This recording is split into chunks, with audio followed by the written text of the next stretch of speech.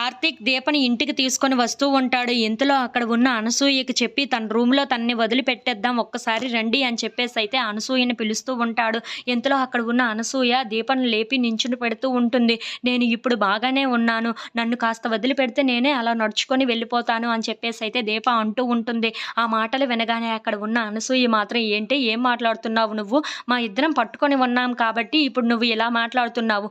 మేము కానీ వదిలిపెట్టేస్తే ఇప్పుడు నెలల పిల్లలాగా నువ్వు కిందన పడిపోతావు. ఆ విషయం నీకు అర్థమవుతుందా? అని చెప్పి అనసూయ అంటూ ఉంటుంది. ఇంతలో అక్కడ ఉన్న కార్తీక్ మాత్రం దీప అలానే అంటుంది. మీరు తన రూమ్‌కి వెళ్లి దింపేసిరండి అని చెప్పేసి అయితే అంటూ ఉంటాడు. ఆ మాటలు వినగానే అక్కడ ఉన్న అనసూయ అయితే సరేనని చెప్పి దీపని తీసుకొని వెళ్తూ ఉంటుంది. ఇంతలో అక్కడ ఉన్న వాళ్ళ అమ్మని చూసి కార్తీక్ వాళ్ళ అమ్మ దగ్గరికి వచ్చి ఏమంటున్నావమ్మా? మనం అనుకున్నది ఒకటి అయింది, ఇంకోటి జరుగుతుంది అంటున్నావు కదా! కానీ నువ్వు అనుకున్నదే జరిగిందమ్మా అని చెప్పేసి అయితే అంటూ ఉంటాడు. ఆ మాటలు వినగానే అక్కడ ఉన్న వాళ్ళ అమ్మ అయితే ఒక్కసారిగా షాక్ అయిపోయి ఏం మాట్లాడుతున్నావురా నువ్వు? నేను అనుకున్నది జరగడం ఏంటి అని చెప్పేసి అయితే అడుగుతూ ఉంటుంది. ఇంతలో అక్కడ ఉన్న కార్తీక్ మాత్రం అవునమ్మా నువ్వు అనుకున్నదే జరిగింది.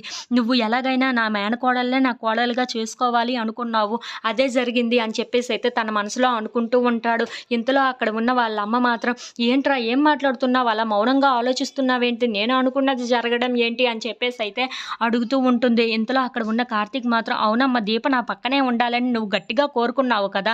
అలాగనే జరిగింది. దీప ఎంత దగ్గర ప్రాణాలు పోయే పరిస్థితికి వచ్చినా సరే నా పక్కనే ఉండాలని నువ్వు కోరుకున్నావు కాబట్టే అలా జరిగింది. అందుకే దీప మళ్ళీ మన ఇంటికి వచ్చింది కదా! అదే సంతోషం కదా! అని చెప్పేసి అంటూ ఉంటాడు. ఆ మాటలు వినగానే అక్కడ ఉన్న వాళ్ళ అమ్మ మాత్రం కార్తీక్ మాటలు అర్థం కాక అలా ఆలోచిస్తూ ఉంటుంది. ఇంతలో అక్కడ ఉన్న కార్తీక్ మాత్రం అమ్మ త్వరలోనే అన్ని విషయాలు బయటపడతాయి. ఏవి నిజాలు ఏవి బయటపడాలో అన్నీ నేను పడే విధంగా చేస్తాను. మళ్ళీ మనందరం ఒకటయ్యే విధంగా నేను ఖచ్చితంగా చేస్తాను అని చెప్పేసి అయితే అంటూ అక్కడి నుండి వెళ్ళిపోతూ ఉంటాడు. అది చూడగానే అక్కడ ఉన్న వాళ్ళ అమ్మ మాత్రం కార్తీక్ ఏంటి ఇలా మాట్లాడుతున్నాడు అని చెప్పేసి అయితే అలా ఆలోచిస్తూ ఉండిపోతూ ఉంటుంది.